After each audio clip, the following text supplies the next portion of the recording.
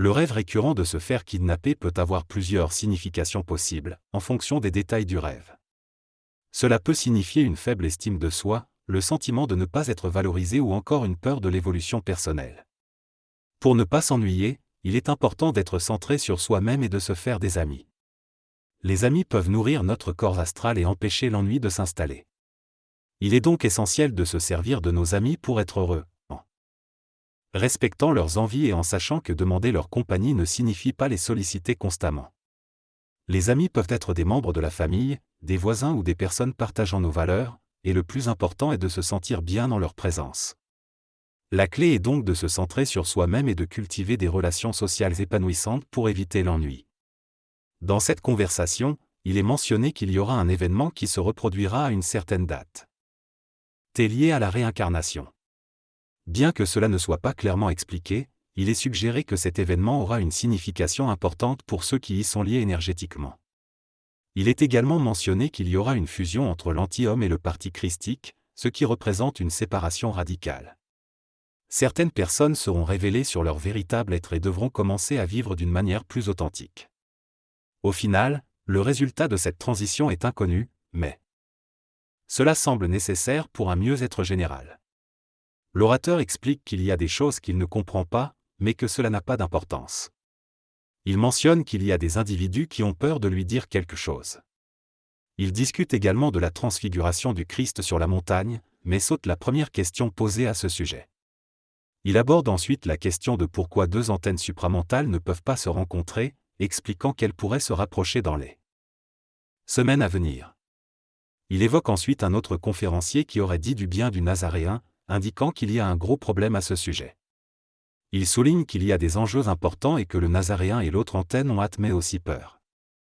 Il s'agit d'une situation où deux personnes ont à la fois peur et hâte de se rencontrer. Elles ont peur car elles craignent d'être piégées par l'autre et que cela conduise à une fin dramatique. Cependant, elles sont également impatientes car elles croient que la rencontre peut être salvatrice et les aider à résoudre leurs problèmes. Il y a une conspiration cosmique en jeu qui prépare un piège pour l'une ou l'autre des personnes. Elles savent qu'elles doivent se rencontrer, mais il reste une incertitude quant à savoir si cela conduira à la fin de leur salut ou à leur salut lui-même. Des amis proches des deux parties essaient de faciliter la rencontre, mais il y a des doutes sur leur rôle. Finalement, il est suggéré que les deux personnes doivent se tourner vers une approche plus collaborative et constructive plutôt que de se voir en compétition constante, afin de construire une nouvelle réalité plus intelligente pour tous. Certaines personnes proches des deux parties vont devoir passer par des épreuves difficiles, mais cela dépendra de leur choix et de l'intervention de l'orateur. Durant cette discussion, il est souligné que les mécaniques supramentales, bien que nécessaires, peuvent alourdir les structures actuelles. Il est mentionné qu'il n'y a pas d'ordre hiérarchique dans ces mécaniques, mais elles sont liées à la concentration. Les individus sont encore en cours de libération et de désinhibition, et il est souligné l'importance de la rencontre entre différentes parties pour avancer. Cependant, le moment et le comment de ces rencontres restent incertains. La personne mentionne également des conférences qu'elle a données sur ces rencontres avec diverses entités spirituelles.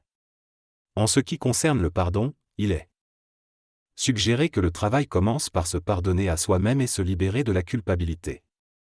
Le pardon n'est pas un concept spirituel abstrait, mais plutôt la capacité de dissoudre complètement la culpabilité et de mettre les autres à l'aise en notre présence. Le pardon ne doit pas être spiritualisé et considéré comme une notion snob, mais plutôt comme une adresse directe à la culpabilité. Le pardon est la capacité à se libérer de la culpabilité. Il est important de pouvoir se pardonner à soi-même et de demander pardon à ceux que l'on a blessés. Cela permet de se débarrasser de l'énergie stagnante et de se sentir plus léger. Le pardon ne nécessite pas nécessairement que l'autre personne réponde positivement, c'est avant tout une libération personnelle. Travailler sur le pardon est une tâche importante pour les individus en quête de développement personnel. Les rôles de Marthe, Marie et Marie-Madeleine auprès de Jésus sont liés à l'alimentation de son corps physique, vital, astral et mental. Il est possible que ces rôles se réincarnent aujourd'hui. Madeleine, bien qu'étant une prostituée, a contribué à nourrir le corps astral, mental et christique de Jésus grâce à sa relation spéciale avec lui. Il s'agit d'une histoire de Madeleine, une grande prêtresse et sorcière, qui exploitait des hommes en leur pompant leur énergie vitale. Elle les envoyait ensuite, heureux et épuisés, et gagnait de l'argent grâce à cela.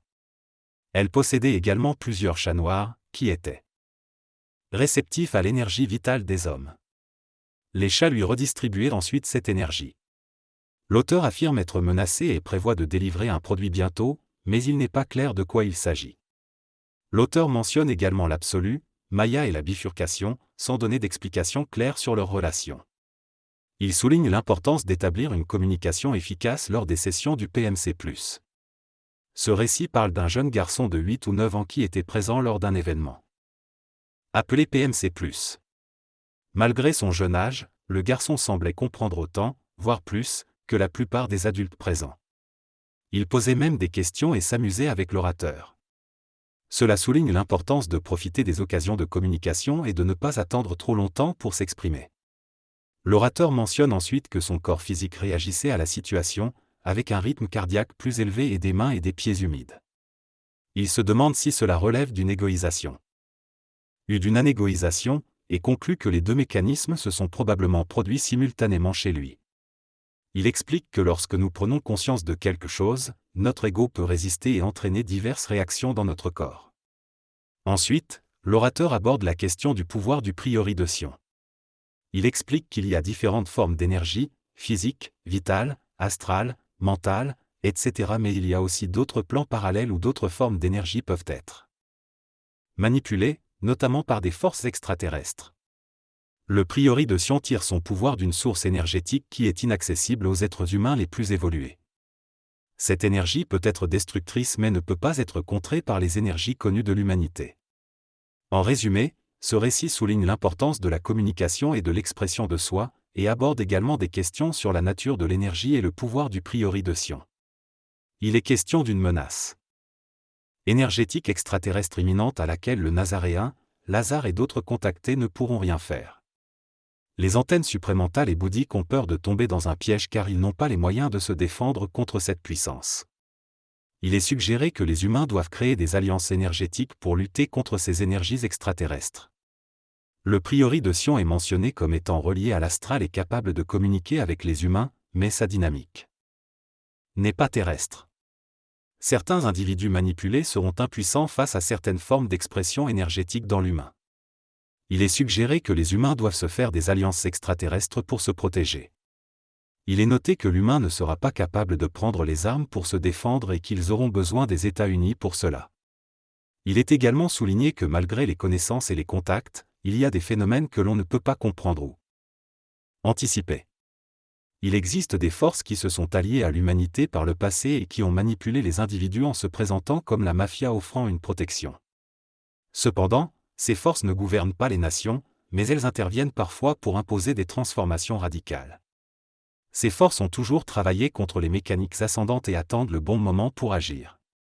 Ces forces sont responsables de la destruction de l'Atlantide et elles cherchent à éliminer les individus capables de faire descendre une nation supplémentaire sur Terre avant de lancer leur offensive majeure. Ils sont difficiles à reconnaître car ils agissent de manière discrète à travers des individus qui semblent ordinaires. Ils agissent de cette manière car ils ne peuvent pas reconnaître les individus qui sont capables de provoquer une synergie suffisamment forte pour empêcher l'élimination d'une nouvelle nation.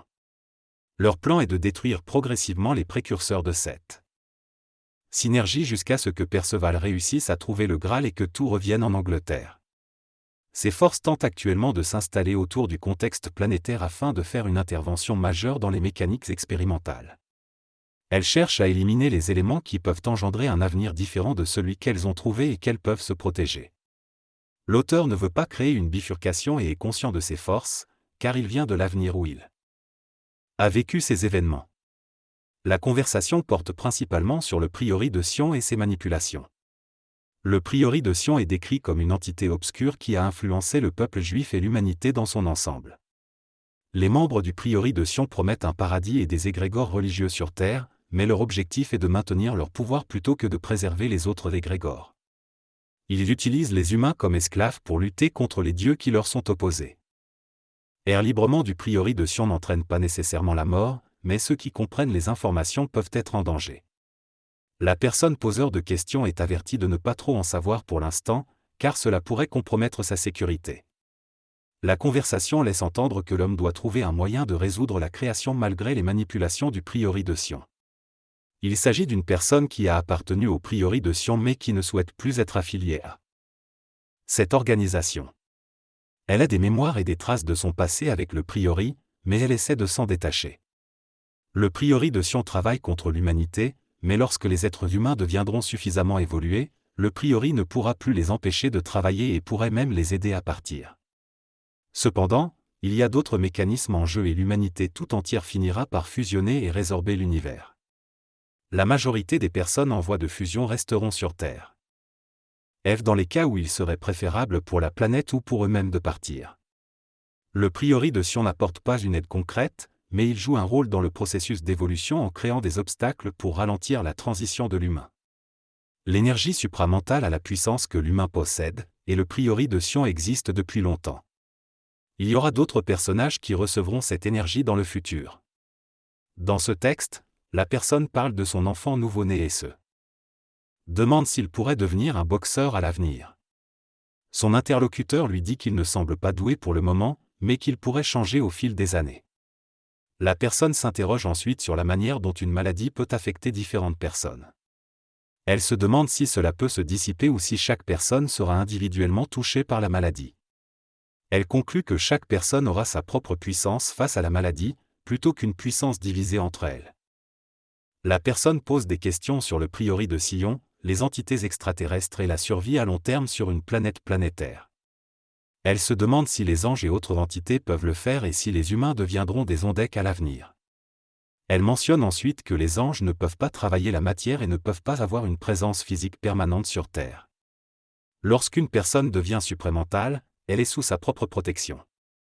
Enfin, la personne se demande si on peut supprimer la culpabilité à l'intérieur d'un événement.